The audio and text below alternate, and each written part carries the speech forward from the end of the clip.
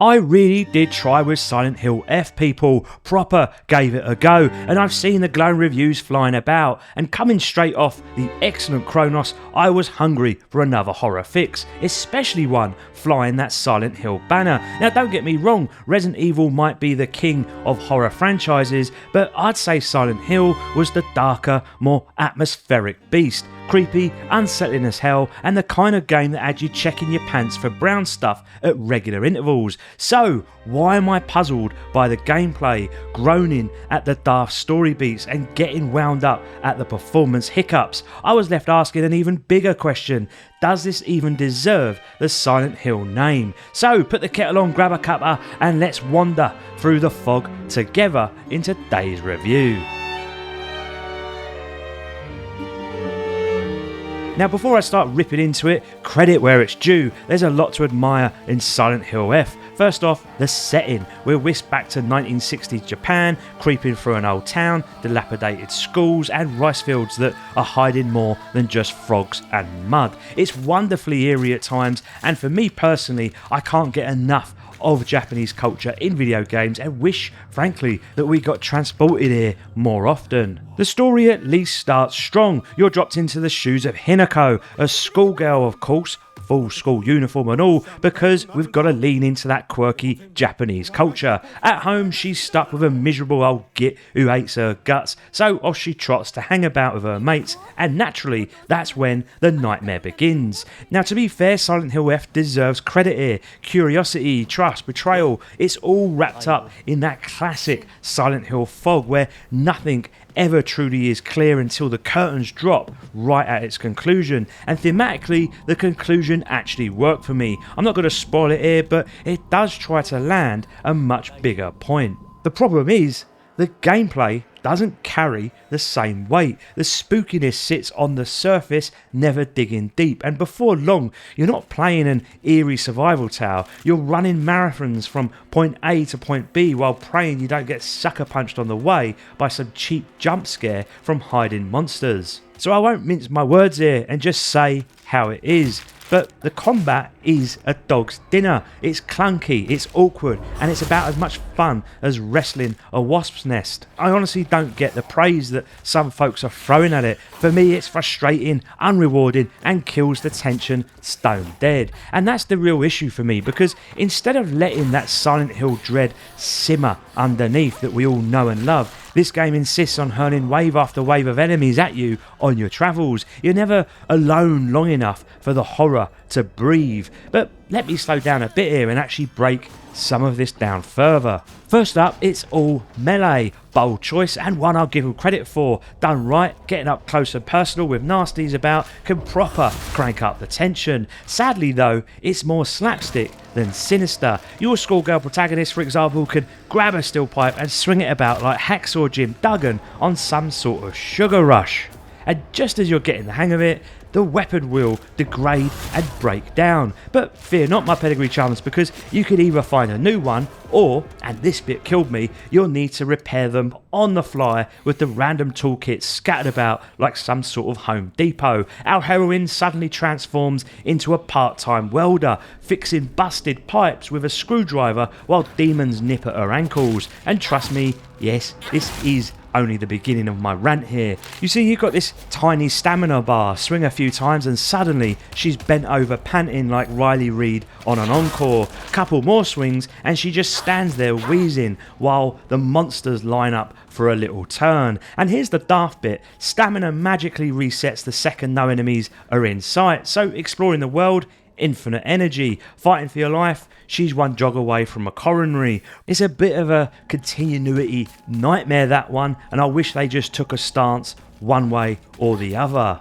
Then there's the sanity bar. Now in theory it's clever. The lower it drops, the worse your chances. If it bottoms out before, your health goes with it. Fair enough, but most of the time it's just a glorified focus mode where you can line up a counter attack or a power attack. Sounds tactical, right? Except you're juggling sanity, stamina and fragile weapons all at once, and here's the punchline: none of it really matters. There's literally no point sweating over these mechanics because the payoff is non-existent. All those systems add up to one big problem: there's no real reason to fight anything.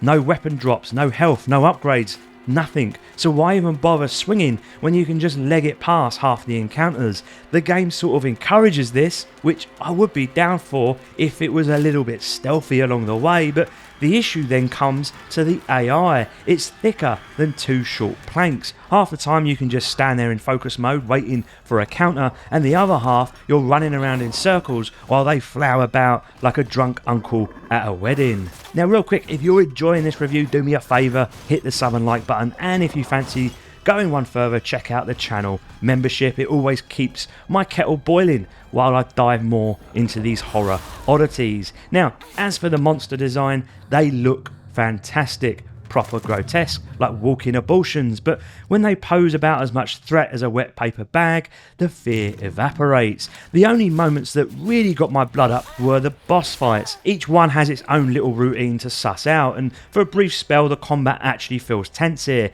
Outside of that, it's clunky, repetitive and boring, and that there is the death blow. When your combat makes the player shrug instead of shiver, your horror game's already lost the battle. Also scattered about are shrines that double up as your save points. Thankfully they pop up often enough that you're never in danger of losing an hour's progress to some daft slip up. No rage quitting here then. They also let you chuck in a few offerings to earn a currency called faith. With that you can bump a couple of stats or unlock little artifacts that can give minor buffs. It sounds decent on paper, but in practice it's about as filling as a side salad. It's quite basic and never meaty enough to really sink your teeth into and really build your character out. Then we've got the puzzles, and I'll be honest, I'm a bit torn on these. On one hand, they're tricky enough to feel rewarding, not the usual hand-holding nonsense. On the other hand, a few are so far-fetched I had no idea how the bloody hell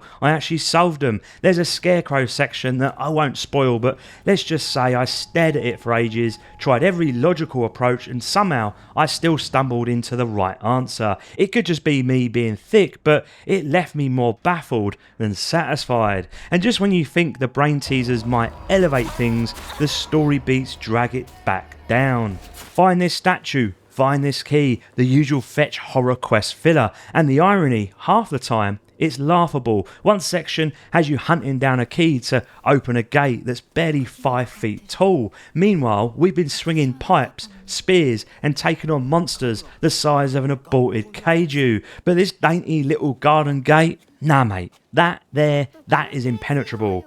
Absolute bollocks.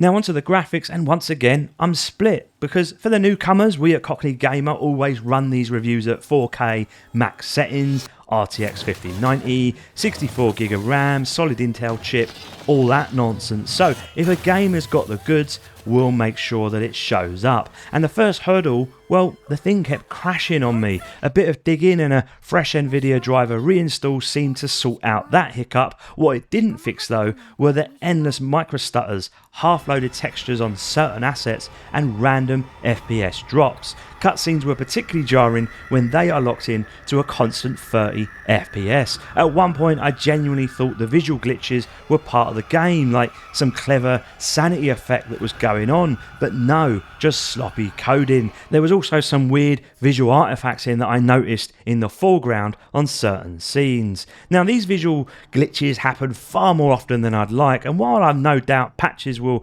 tidy some of it up, and probably, truth be told, on the actual proper launch date, you can tell that this shipped a month or two early. Those rough edges should have been ironed out in QA, but instead we're left with Unreal Engine doing its usual party trick. As for the world itself, it's a gorgeous, gloomy place to get lost in. The architecture's spot on, with claustrophobic alleyways and corridors that keep you on edge, and fields blanketed in fog that scream classic Silent Hill. Visually, it nails that vibe. Lighting is solid too, not as dynamic as some modern horror titles, but good enough to pull you into its murky atmosphere. Textures are equally impressive, especially on those monsters. Every little grisly entrail is lovingly rendered here, like some poor dev spent far too many late nights staring at a butcher's scrap for a reference point. Where it really stumbles though is in the animations. Everything here just feels a bit Ron Jeremy stiff, enemies hitting you clean careen through scenery,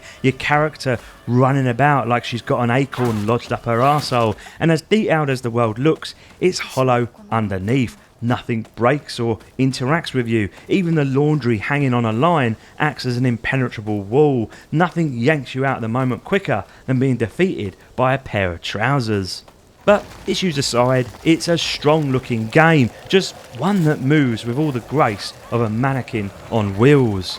Then we come on to the sound, and honestly, it's glorious with one big caveat: leave the Japanese voice acting on. In Japanese, it's moody, serious, authentic, and feels like the actors actually gave a toss. Flick over to English though, and the whole thing collapses. Shrill voices, daft delivery, lines so overcooked they make a toddler's nativity play sound award-worthy. So do yourself a favour and just avoid it. All sorts of weird aliens kept popping up when we played Space Wars, right?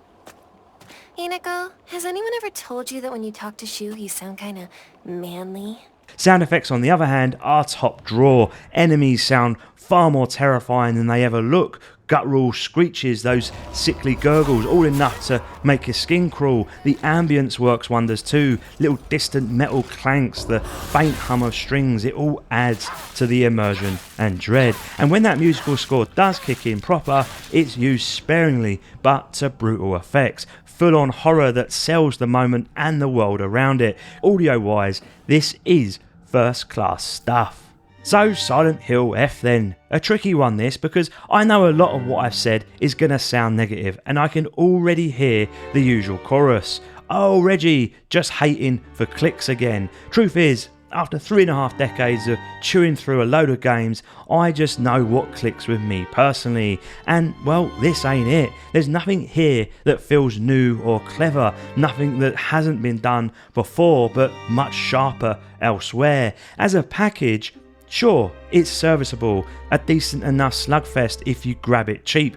But $70 odd, not a chance. It should be more of a $50 mid-tier job if we're being honest. And look, plenty of reviewers are loving it right now. You'll find 10 positive ones for every one of mine. But when I put it side by side with something like Chronos, which nailed its combat, horror and progression, Silent Hill F just falls flat. The scares, they never land, the gameplay, it drags, and it never once really got under my skin, and that right there is why I struggle to even call it a proper Silent Hill game. Until next time, my lovelies, love to you all, Reggie out.